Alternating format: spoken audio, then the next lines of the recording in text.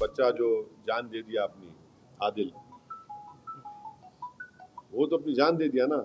Financial action task force में उनको grey list में लाए। ग्रे लिस्ट में लाए तो उनको ये देखिए, इलीगल पैसों से फाइनेंस कर रहे टेररिज्म ये लोग, और हम लोग पूरा उन पर साइबर अटैक करना। हमारे पास एथिकल हैकर्स है हमारे पास। शहीद अफरीदी ने ऐसा स्टेटमेंट किया है, भारत खुद ही अपने लोगों को मारता है और फिर बाद में हमारे ऊपर नाम लेता है। कौन है जी इन्हें? शहीद अफरीदी कौन है? कौन है इन्हें? आईएसआई हो या आईसिस हो, आईसिस खुरासान हो, या फिर आपके जो डीप स्टेट है या एस्टेब्लिशमेंट है पाकिस्तान का, वो तो यही चाहते हैं कि इस देश में हमेशा के लिए हिंदू मुसलमानों के झगड़े चलते रहें। तो इसीलिए उन्होंने हरकत की, और उनका वहाँ कश्मीर में जाकर नॉन मुस्लिम को, हमारे हिंदू भाई बहनों को मारने का मकसद एक ही था कि कश्मीर को ये बताना चाह रहे थे कि यहाँ कोई नॉन मुस्लिम नहीं आ सकता। तो उनका मकसद वही है। तो हम पूरे देशवासियों से अपील कर रहे हैं कि आप ऐसे वक्त पे, अपनी पॉलिटिकल डिफरेंसेस होंगे, मगर आप उन लोगों को कामयाब होने मत दीजिए जो इस देश को कमज़ोर करना चाहते हैं, इसकी यूनिटी को कमज़ोर करने करके। कश्मीर पर जैसा कि नाम लेकर मारा गया कहा जा रहा है, तो उसी तरह से हर मुल्क में हिंदू मुस्लिम किया जा रहा है। बीजेपी के लीडर जो है तो नाम लेकर पूछ कर मार रहे हैं। दादर का वाकया सामने आया। तो ठीक है, वो जो कर रहे हैं गलत कर रहे हैं, वो लोग मुल्क के मुफाद में काम नहीं कर रहे, हम उसका मजम्मत करते, कंडेम करते हैं। अब आपके ही डिप्टी चीफ मिनिस्टर महाराष्ट्र के, वो खुद बोल रहे कि वो जो बच्चा जो जान दे दिया अपनी, आदिल, वो तो अपनी जान दे दिया ना। वो कहाँ देख रहा था कि मुसलमान है हिंदू, देख रहा, इंसान को देख रहा था। वो जान बचाने के लिए वो टेररिस्ट से वेपन छीनने की कोशिश किया, उसको मार दिए। तो ये जो, अगर हमारे देश में से कोई कर रहा है गलत है, ये इसको हम कंडेम करते हैं। सरकार ने जो अल्टीमेटम दिया था कि जितने भी पाकिस्तानी हैं उनको पाकिस्तान भेजा जाए, वो चले जाए, मगर यहाँ की राज्य सरकार में जो है देवेंद्र फडणवीस बोल रहे कि पूरे गए और इतना शिंदे जी बोल रहे 160 अभी बाकी है। मेरे को नहीं मालूम है, ये तो गवर्नमेंट को। युद्ध कितना महंगा पड़ेगा भारत को?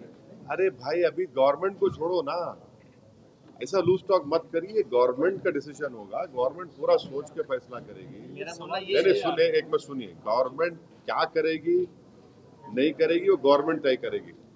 हमारा बोलना, अपोजिशन कहता है कि आप इस पर स्ट्रांग एक्शन लीजिए, ये खत्म होना ये चीज। अब वो कैसा एक्शन लेंगे, क्या लेंगे, गवर्नमेंट पे तो थोड़ा आपको तो उनको उन पे छोड़ना पड़ेगा ना। अब ये टीवी चैनल पे एंकर बैठकर ऐसा बोल रहे, ऐसा होगा ऐसा, अरे भाई ये मजाक है क्या? ये ऐसा गवर्नमेंट तय करेगी, क्या डिसीजन होगा वो तय करेंगे। मगर हम, मेरा मेरा डिमांड ये है कि पाकिस्तान को फिर से FATF की ग्रे लिस्ट में लाना जरूरी है। फाइनेंशियल एक्शन टास्क फोर्स में उनको ग्रे लिस्ट में लाए। ग्रे लिस्ट में लाए तो उनको ये देखिए, इलीगल पैसों से फाइनेंस कर रहे टेररिज्म ये लोग। कोई व्हाइट का पैसा नहीं कि इलीगल पैसे से। तो FATF की दोबारा लिस्ट की ग्रे लिस्ट में पाकिस्तान को डालना जरूरी है। हम डिमांड करेंगे ये गवर्नमेंट से कि उनको FATF की ग्रे लिस्ट में डालो आप, तभी जाकर उनका होगा। और हम लोग पूरा उन पर साइबर अटैक करना। हमारे पास एथिकल हैकर्स है हमारे पास। नेवल और एयरफोर्स ब्लॉकेट कर सकते, इंटरनेशनल लॉ में कर सकते हम। और अगर कल कोई एक्शन गवर्नमेंट लेगी तो यूनाइटेड नेशन का कानून है आर्टिकल 51, जो सेल्फ डिफेंस में आपको राइट देता, और नॉन स्टेट एक्टर्स के खिलाफ भी आप एक्शन ले सकते।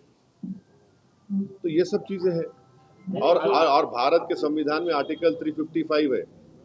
355 के तहत कोई स्टेट में अगर एक्सटर्नल एग्रेशन होता तो सरकार की जिम्मेदारी उसको रोकने की। शहीद अफरीदी ने ऐसा स्टेटमेंट किया है, भारत खुद ही अपने लोगों को मारता है और फिर बाद में हमारे ऊपर नाम लेता है। कौन है जी इन्हें? शहीद अफरीदी कौन है? कौन है इन्हें? नाटक है क्या ये? छोड़ो ना, तुम क्या जोकरों का नाम ले रहे मेरे सामने, छोड़ो ना इन लोगों को। क्या बाहर उनको जो प्रोटेस्ट करने जा रहे हैं कैसा है उसका? नहीं देखे फोटो? जी देखिए ना फिर। तो आगे अब वो सब हमारे सदर साहब आए हुए हैं, आपको तफसील सुनाएंगे। मगर हमारा देखिए, आप तुम समझा रहे, पंढरपुर की मंदिर है, पंढरपुर की मंदिर में ट्रस्टी कौन हो सकता है बोलो आप? हिंदू हो सकता ना, नॉन हिंदू नहीं हो सकता ना। अब उसमें हम कोई बोले नहीं नॉन हिंदू को बनाओ, वो तकलीफ होती नहीं होती? हम भी वही बोल रहे हैं, वक्फ बोर्ड में क्यों आप बनाना चाह रहे हैं नॉन मुस्लिम को? आपका उधर फेथ है, आपका मामला है, तो हमारा भी तो है ना, हम कहाँ अलग है? रिलीजन है ना, वो रिलीजन है तो हमारा भी तो रिलीजन है। आप पंढरपुर में अगर नॉन हिंदू को नहीं बना सकते तो वक्फ बोर्ड में कैसे बनाएंगे आप 2 को? क्या पूरा मेजोरिटी बना सकते, क्या बोलो आप? लेकिन बनाया नहीं जाता, लेकिन प्रावधान तो है, बन भी सकता अरे क्या बन सकता नहीं, है, कानूनी बंदी तो नहीं सुनिए है, सुनिए, देखिए आपको नहीं मालूम, मैंडेटरी 2 को बनाने का है और दूसरे सेक्शन में रिलीजन न्यूट्रल है, तो बढ़ के भी बना सकते हो लोग। 2 को तो मैंडेटरी बना ही नहीं, बना है नॉन मुस्लिम को, कैसे बनाएंगे आप? भाई मेरा आर्टिकल 26 के तहत मेरे को ये राइट है कि मैं अपने पसंद के रिलीजियस चैरिटेबल इंस्टीट्यूट को कायम करो, और वक्फ प्योर रिलीजियस इंस्टीट्यूशन है और हम उसको कायम करें, उसको एडमिनिस्टर करने का राइट आर्टिकल 26 मेरे को दे रहा है। मूवेबल इमूवेबल प्रॉपर्टीज लेने का राइट मुझे आर्टिकल 26 दे रहा है। आर्टिकल 14 का वायलेशन नहीं है कि आप वहां पे कर रहे और मेरे को बोल रहे ऐसा करो। आर्टिकल 15 का वायलेशन है, फ्रीडम ऑफ रिलीजन का वायलेशन है, आर्टिकल 25 का। ऐसा कैसे होगा बताइए आप? और एक बात बताइए ना, आप लोग पूछते क्यों नहीं? आप लोग मीडिया वाले डर रहे कहीं को, मेरे को समझ नहीं आ रहा। महाराष्ट्र के ये कानून से भारत का सबसे बड़ा दौलतमंद जो आदमी है, जो खोजाओं के यतीम खाने पे अपना महल बना लिया, सेक्शन 2C के तहत वो मालिक बन गया। आज की तारीख में नरेंद्र मोदी ने जो कानून बनाया, सेक्शन 2C पढ़ो आप, any trust form before this act and after this act will not be Waqf property. क्यों? और आगा खानी को क्यों लेके आए? आगा खानियों से मोहब्बत पे ना पे नहीं लेके आए।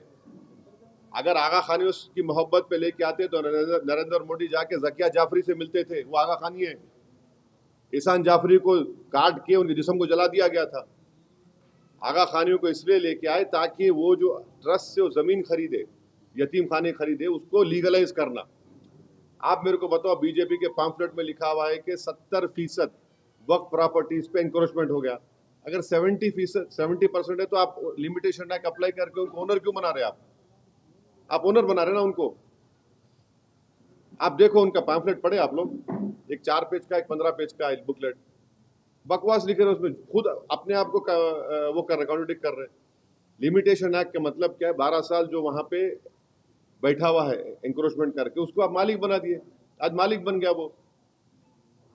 इवैक्यू वक्फ प्रॉपर्टीज है, इवैक्यू वक्फ प्रॉपर्टीज को आप निकाल के गवर्नमेंट कस्टडी में दे दिए, तो वक्फ बोर्ड का नुकसान हो गया ना। आप बोल रहे कि वक्फ औलाद में बच्चों का शेयर मार के नहीं देना।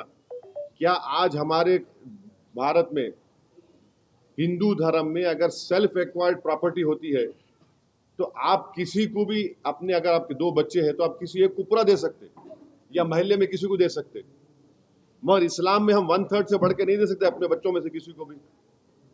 विल पावर आपको है, और हम अगर मैं अल्लाह के नाम पे दे रहा हूं।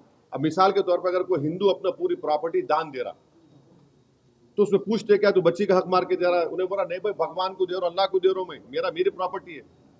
संविधान में आर्टिकल 300A है, प्रॉपर्टी आपका है, मैं कुछ भी कर सकता हूँ मेरे प्रॉपर्टी। आप बोल रहे नहीं, वो ऐसा नहीं कर सकते आप।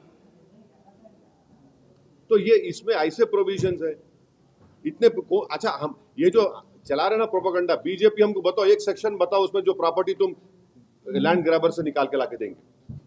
तुम एक सेक्शन बताओ जो यहाँ से इनकम में इजाफा होगा। बताओ ना, 45 अमेंडमेंट्स है, कौन सा उसमें है बताओ जो मुसलमानों के मफाद में? आप तो लूटने के लिए लेकर आ रहे। सेक्शन 3D आप बना दिए, उसमें 3D का बोल रहे, क्या बोल रहे, जो आर्कियोलॉजिकल एंशिएंट प्रोटेक्टेड मॉन्यूमेंट है वो वक्फ नहीं रहेगा। क्या मतलब भाई? आपको मालूम औरंगाबाद आपके शहर में, यहाँ पर अपने क्या नाम था वहां से अफ्रीका से आए थे उस बादशाह का, मलिक अंबर का वो नहीं है, वक्फ नहीं रहा वो। हाँ नहीं रही, वक्फ नहीं रहा वो। कैसा होता बोलो? वो सेक्शन 3D में आप बोल दिए मलिक अंबर की खबर आप वक्फ नहीं है, कैसा बोलेंगे भाई? कई शियाओं के इमाम बड़े हैं, 200 साल पुराने हैं, एंशंट है, तो आप बोल रहे नहीं वक्फ की नहीं रहती। कैसा होगा ये? अब आपका पंचक्की है, आप पंचक्की बोलेंगे नहीं है, दरगाह नहीं है, वो वक्फ नहीं है, क्योंकि एएसआई का मॉन्यूमेंट है वहां पे। कि आप तो छीन रहे ना हमारे से, बचा रहे कहां आप? कौन सा सेक्शन है बताओ आप बोल रहे हैं कि 6 महीने के अंदर पूरा पोर्टल पे चढ़ाओ। कैसे चढ़ा 6 महीने में? बोलो आप। जो नहीं चढ़ाए वो वक्त नहीं रहेगा।